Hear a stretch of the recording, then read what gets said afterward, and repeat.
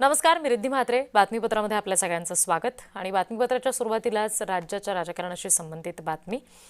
लक्ष्मण हाके यांनी बारामतीमध्ये ओबीसींशी चर्चा केलेली आहे. बारामती पोटनिवडणुकीसंदर्भात ही चर्चा झालेली आहे असं समजतंय. लक्ष्मण हाके यांनी ओबीसींशी चर्चा केलेली आहे आणि बारामतीच्या पोटनिवडणुकीबाबत ही चर्चा झाल्याचं समजतंय. प्रतिनिधी नवनाथ बोरकर आपल्याशी जोडले गेले. त्या संदर्भात आणखी तपशील त्यांच्याकडून घेऊयात. नवनाथ.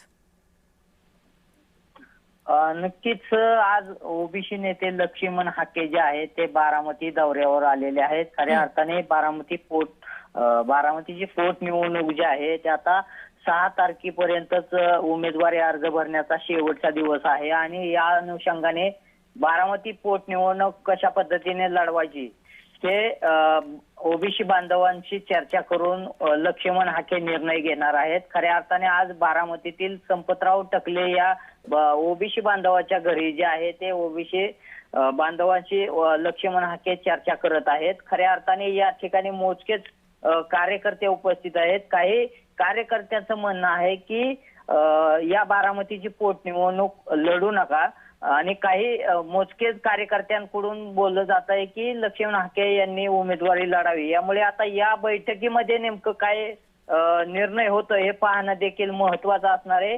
अद्यापही त्यांनी भूमिका जी आहे ती स्पष्ट केलेली नाही. मात्र थोड्याच वेळामध्ये ही बैठक जी आहे ती त्यांची संपणार आहे आणि यानंतर लक्ष्मण हाके बारामतीच्या पोटनिवडणुकीमध्ये आपला उमेदवारी अर्ज भरणार का हे पाहणं देखील आता महत्वाचं ठरणार आहे. जी, निश्चित. नवनाथ, आता जी चर्चा झालेली आहे असं समजतंय लक्ष्मण हाकेंशी, नेमकं कुणाशी ते बोललेले आहेत? कुणी इच्छुक आहेत का विशेषतः? तर त्याबाबत काही नावं समोर आली आहेत का?